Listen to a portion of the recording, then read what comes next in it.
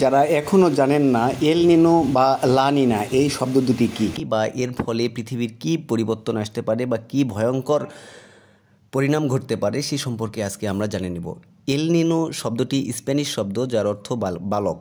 প্রায় 5 বছর আগে এক গবেষণায় বিশ্ব আবহাওয়া অধিদপ্তর বলেছিলেন 2024 সালে এল নিনো এর প্রভাব স্পষ্ট হতে পারে, যার ফলাফল হিসাবে দক্ষিণ এশিয়ার দেশগুলো যেমন ভারত, বাংলাদেশ, শ্রীলঙ্কা, মালদ্বীপ, নেপাল, মিয়ানমার এর আবহাওয়ার কতটা পরিবর্তন আসবে সে সময়ে বলা হয়েছিল। যেমন দেখেন, ঋতুর পরিবর্তন আসবে, এখানে 6টা ঋতু স্পষ্ট দেখা যাবে না।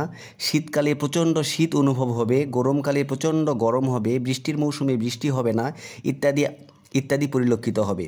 আমরা কিন্তু যেটা এবছর লক্ষ্য করেছি, কয়েকদিন আগেই প্রচণ্ড শীত অনুভূত হয়েছে, এখন আবার গ্রীষ্মের শুরুতেই প্রচণ্ড গরম অনুভূত হচ্ছে, যার তাপমাত্রা হচ্ছে প্রায় 42 ডিগ্রি সেলসিয়াস অ্যাভারেজে।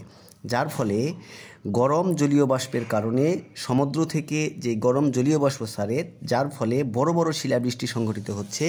কিছু বুঝে ওঠার আগেই মারাত্মক ঘূর্ণিঝড় সংঘটিত হতে পারে, যার ক্ষয়ক্ষতি অকল্পনীয়। অপরদিকে লা নিনো এর প্রভাব আমরা লক্ষ্য করেছি।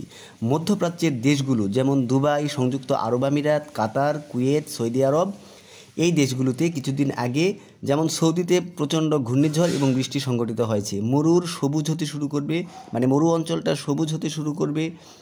মরুর আবহাওয়া পূর্বের আবহাওয়া যেমন ছিল তেমন থাকবে না, পরিবর্তন হবে। এই যে বর্তমান আরব আমিরাত, দুবাই, কাতারে প্রচণ্ড বৃষ্টিপাত সহ বন্যা সংঘটিত হয়েছে, যা 500টি ফ্লাইট বাতিল করা হয়েছে দুবাইয়ের। এটা খুবই মারাত্মক একটা অবস্থা, যার কারণ হচ্ছে আবহাওয়ার পরিবর্তন। মরুর যেই তাপমাত্রা, সেই তাপমাত্রা পরিবর্তন হয়ে এখন সেই তাপমাত্রার পরিবর্তে সমুদ্রের বায়ুর চাপ মরুভূমি অঞ্চলের দিকে শীতল হওয়া শুরু করেছে, ফলে প্রচণ্ড বৃষ্টিপাত সংঘটিত হতে পারে। প্রায় 1 মাস যদি এরকম বৃষ্টিপাত বা বন্যা দুবাই অঞ্চলে থাকে, তাহলে একটা বড়লোক রাষ্ট্র গরিব হতে সময় লাগবে না। আল্লাহ বলেছিলেন, কুলিল্লাহুম্মা মালিকাল মুলকি তুতিল মুলকা মান তাশা ওয়া তুইজ্জু মান তাশা ওয়া তুযিল্লু মান তাশা ওয়া বিয়াদিকাল খৈল।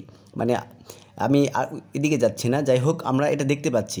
এই যে লা নিনোর এবং এল নিনো এই দুটা শব্দর মাধ্যমে যেটা নিয়ম ছিল, সেটা নিয়মের পরিবর্তে উল্টা নিয়ম সংঘটিত হবে। যেমন আমাদের ষড়ঋতু 6টা ঋতুর পরিলক্ষিত হয়, এটা পরিলক্ষিত হবে না, মানে উল্টা একটা নিয়ম পরিলক্ষিত হবে। যেমন মরুভূমিতে সবসময় গরম থাকে, এটা গরমের পরিবর্তে এখন বন্যা দেখা দিয়েছে।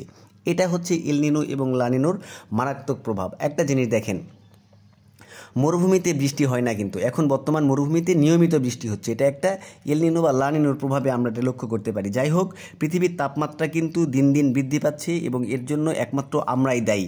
সিএফসি, ক্লোরোফ্লোরোকার্বন, যেটাকে বলি আমরা methane, carbon dioxide, carbon monoxide, sulphur dioxide ইত্যাদি গ্যাস কিন্তু আমরাই নির্গমন